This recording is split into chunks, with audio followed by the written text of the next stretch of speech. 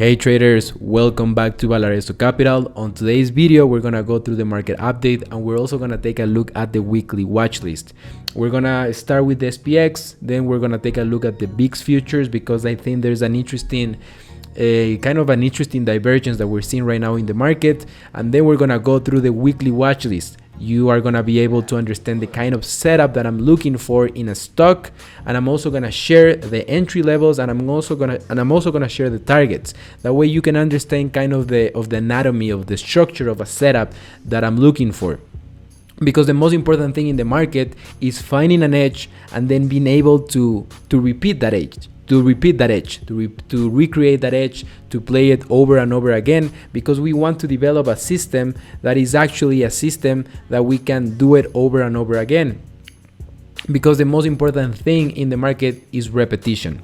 Even if you are a day trader, a swing trader, a position trader, if you are an investor, you're looking for setups, and you're most importantly looking for things that you are going to be able to recreate. So it's very important to develop that intuition, to develop that pattern recognition in order to find those opportunities that suit your personality. So let's start here with the SPX, and remember guys to like and subscribe, and also remember that this video is for informational purposes only because it's based just on my personal opinion and is not financial advice. So let's jump here into the SPX. So I actually, and this is very important, I actually was looking to, let me just grab a different drawing tool and let me also hide the alert that I have here in the charts. Okay, so I was not expecting this kind of day that we had on Friday. I was not expecting that day at all. I was actually expecting to see a little bit of resistance in the SPX, somewhere around 4,400. So my expectation was actually to see a little bit of resistance, see a little bit of pullback, right? See a little bit of pullback into that 21 exponential moving average wave, and then a move to the target, which is somewhere around 4,525. That's the ultimate target that I have for the SPX, at least in these first couple of weeks for the month of July. But of course, the market did what it does best, which is surprise everyone, and we had a very strong day to the upside on Friday. Now, what is exactly what I'm seeing here in the SPY? In the SPX, the SPY, the ES, you can use whatever instrument that you want to analyze the S&P 500. So the first thing that I'm looking here is that we have a little bit of a divergence, right? The SPY, the SPX continues to go to the upside, but we see momentum starting to lag here a little bit. What exactly does that mean? This doesn't mean that we're going to see a crash in the SPX or anything like that, right? All my indicators are very short term. So this basically is telling me that we saw a very strong move to the upside on Friday, but we are not seeing that kind of fuel, that kind of momentum. So my expectation is just a little bit of back and filling, right? Because you can see right here, and this is called an island, right? We had this islands like this, especially when they happen in the end of a quarter, right? Because we have the end of quarter on Friday, so we see a lot of that chasing, a lot of that FOMO going into the market, because a lot of people are trying to, because they have to show, a lot of these fund managers, they have to show results, so they want to jump into these things, so they start chasing these things higher, right? Because they wanna show that they are actually invested in some of the best names that have been performing during the first half of the year. So that's kind of an idea why we kind of saw that action on Friday. That doesn't mean that that's exactly why it happened, but that's kind of the hypothesis that I'm creating here. Now, if that is correct, we might see a little bit of back and filling in the first couple of days of July. That doesn't mean that the market is going to break down. That's the first thing that I want to say. I'm super bullish in the market. I think that the market will continue to go higher. But I think that first, we're going to come back here. We're going to fill this gap, right? Giving back the gains that we saw on Friday, which is completely okay. That's not the end of the world. We're going to see that a little bit of back and filling. We're going to come into this Fibonacci level of support. We're going to come into that gap that we had open on Friday. And then after doing that, then we're probably gonna go and meet the target above, which is 4,525. We can even stretch a little bit into 4,550. So that's basically gonna be the target for the SPX in the first couple of weeks of July. We're probably gonna see that target on the first week. We're probably gonna see that target on the second week, but I think we're gonna see it in that first half of the month. It's really important to understand that yes, July is a pretty bullish month, but we tend to see that bullish action in the first half of July, which is very important to understand. So that's kind of the roadmap that I'm looking for the SPX. Now, of course, the market can easily come on Monday. Remember that Monday we have a half day, or maybe come on Wednesday because the market is closed on July 4th, on the 4th of July. And maybe the market just wants to continue to go higher, right? That's also a possibility. The target is going to remain the same. That is also a possibility for the market, but I think that based on the pattern that I'm seeing, we're probably going to come a little bit down here, right? We're going to meet this, we're going to form kind of a cup and a handle, we're going to form a flag, and then we're going to see that continuation to the upside. So that's kind of my expectation here in the SPX. And one of the reasons that I'm also expecting that kind of action is because of what we are seeing with the VIX futures, right? You can see that the SPX made a new high, but actually the VIX futures did not make a lower low. So I do think that we're going to continue to see volatility come in a little bit more, but I think that first we're going to see kind of the same action. We're probably going to see a little bit of a pop in volatility, perhaps even to 16, which I think is going to be okay. And then perhaps we're going to move down to the target. The target that I'm watching for the VIX future is going to be somewhere around 14. Does it mean it's going to happen? Of course not. But we're kind of seeing the opposite of what we're seeing in the SPY, right? We're seeing kind of this is not confirmed a double bottom, but we're kind of seeing a little bit of support somewhere around this 14 level, 14 and 1460 level. And then we're starting to see a little bit of divergence in the indicators, right? Momentum is starting to go higher. Does it mean that the VIX futures are going to turn and all of a sudden going to make a massive move to the upside? Of course not. But we're probably going to see a little bit of a retracement, because retracements are pretty common in the market, and then we're going to see a continuation to the downside, and we're going to see some of that bullish action in the month of July, which is my expectation, right? My expectation is for the market to continue to go higher. So that's going to be for the SPX and the VIX futures, and I also want to take a look at the HYG. The HYG is basically the high yield corporate bonds.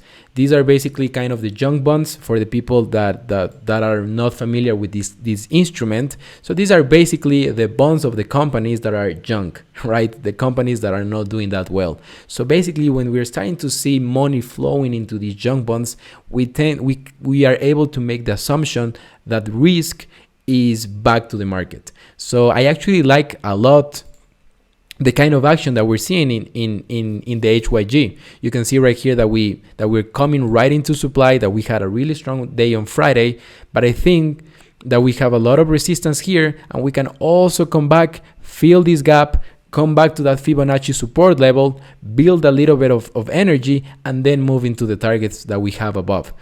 And the target, of course, is going to be somewhere around 75.80. That's going to be kind of the ultimate target here for the junk bonds. And of course, we can continue to go to the upside. But remember, guys, that the purpose of this video is just to create a roadmap for the next week. I'm not trying to create, the purpose of this channel is not to create a roadmap for the next, for 1 month from here or 1 year from here. I'm just trying to create a roadmap for next week. So this is basically what I'm seeing in the market. So let's jump into the weekly watch list. I think we have some very bullish names here. As always, if you want to take a screenshot of the watch list, I'm going to be watching at the IWM, ARKK. I'm also going to be watching at the spiders, and then I have some individual names that I have right here, including LI, MDB, U, and also ONON. So let's jump into the setups. Let's go. We already take a look at the SPY. So let me show you the IWM. I'm going to show you 4 of these setups. We're going to go through the IWM. We're going to take a look at ARK. Then we're gonna jump into LI, and then we're gonna take a look at ONON. So those are the setups that I'm gonna be watching for this video. So let's start here with the IWM. This is actually my absolute favorite pattern for next week. So why do I want to trade this? Basically, we have seen a lot of strength in the IWM, and I think we're going to see a lot of rotation going into the XLF and also the KRE, which are basically the financials. And remember that the Russell is heavily weighted on financials. So if we happen to see that rotation, I think that there's a high probability that the IWM is going to make an explosive move in the first 2 weeks of July. So first of all, you can see right here that we had the pullback. We actually made a trade here. I bought some IWM down here at the bottom, but of course I sold them somewhere around this level right here because before that massive breakout that we had. The reason why I sold is because I had a Fibonacci resistance level, and my expectation was that Fibonacci level was going to hold, but of course we had some additional breakout, and now we're starting to be a little bit extended from those moving averages. So this is what many people call a wedge pop. When we come back from the moving averages, we reclaim those moving averages, and now the question is if we are actually going to retest those moving averages. So my expectation next week is for IWM to come into this Fibonacci support zone, which is basically the 618 and the 50%.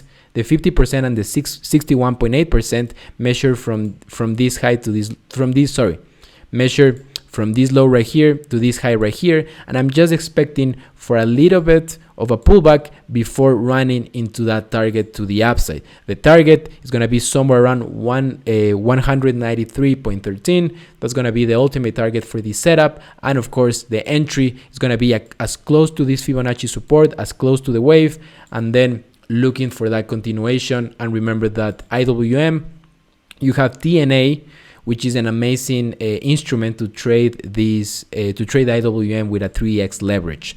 Now let's jump into ARK, which is also looking pretty strong. And you can see right here that I have the roadmap for next week. You can see that we're starting to form this beautiful cup and handle, right? We have the cup, we have the handle, we have the pullback, and now we're starting to see that flag. So this is starting to look like a really constructive setup, and the expectation is the same, right? You can see that we are seeing a little bit of sellers in the past few days here in ARK. In the past 2 days in ARK, you can see that the closing range has been near the bottom. So I'm expecting a little bit of a pullback. I do think that ARK will continue to go higher in July, but I'm expecting a little bit of pullback, perhaps a test of that 21 exponential moving average wave, and then a continuation to the upside. You can see that the target zone is right up here, and that will be a pretty setup to manage. And if you're a fan of the squeeze, we're starting to see a squeeze in ARK as well. Let's jump into LI. I think this is a pretty interesting setup, and most importantly is because we haven't given anything back, right? You can see that LI is forming a very pretty similar flag like the one that we have all the way back in May.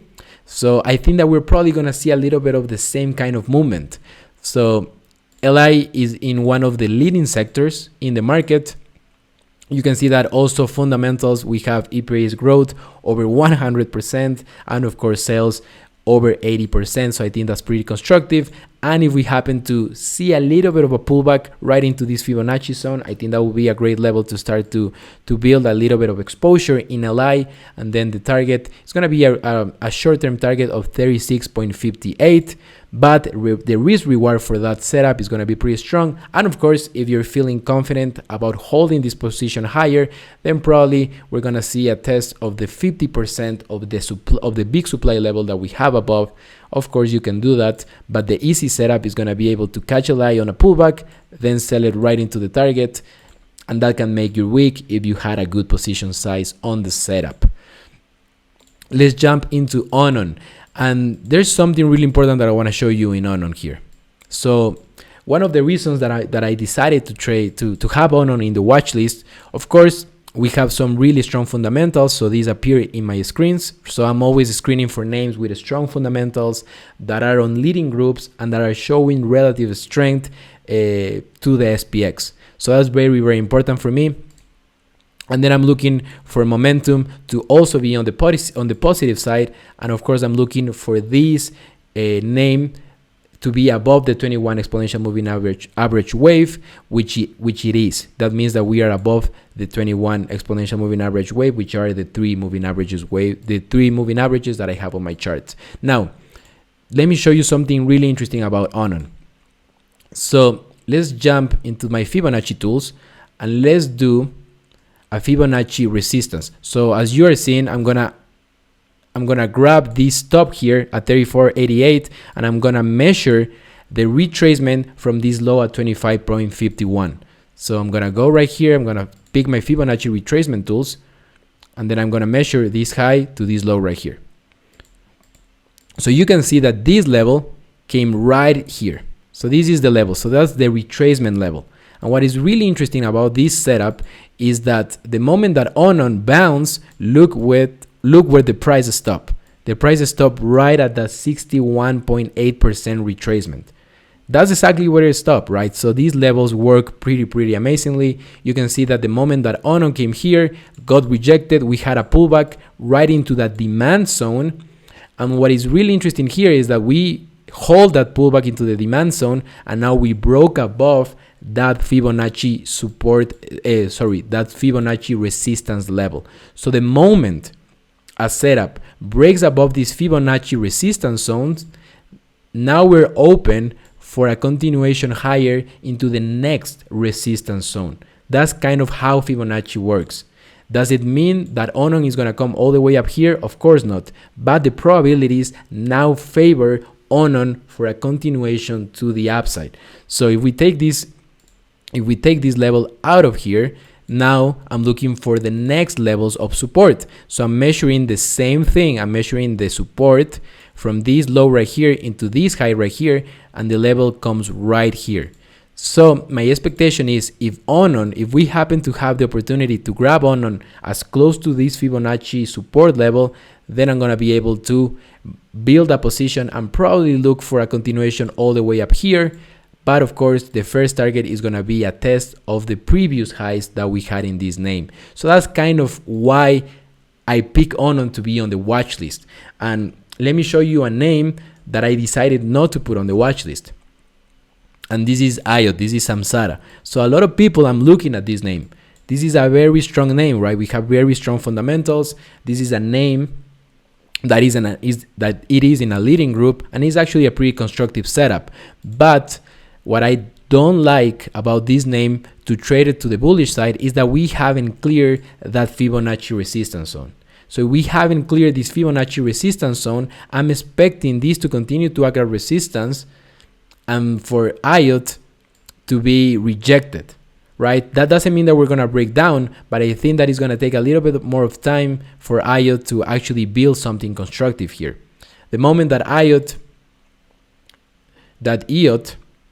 actually breaks above this, then perhaps we're going to start looking for a little bit of continuation. But for now, this name continues to be in a pattern of lower highs and lower lows.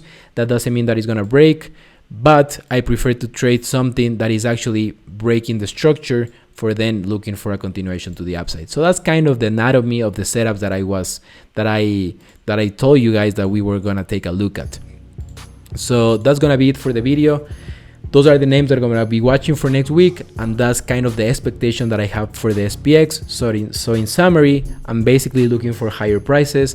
I'm just looking for a little bit, not necessarily like a huge pullback. I'm just looking for a little bit of back and filling, and then a strong continuation into the first 2 weeks of July. So once again, thank you so much guys for watching. Remember to like and subscribe, and I will see you on future videos. Take care and bye bye.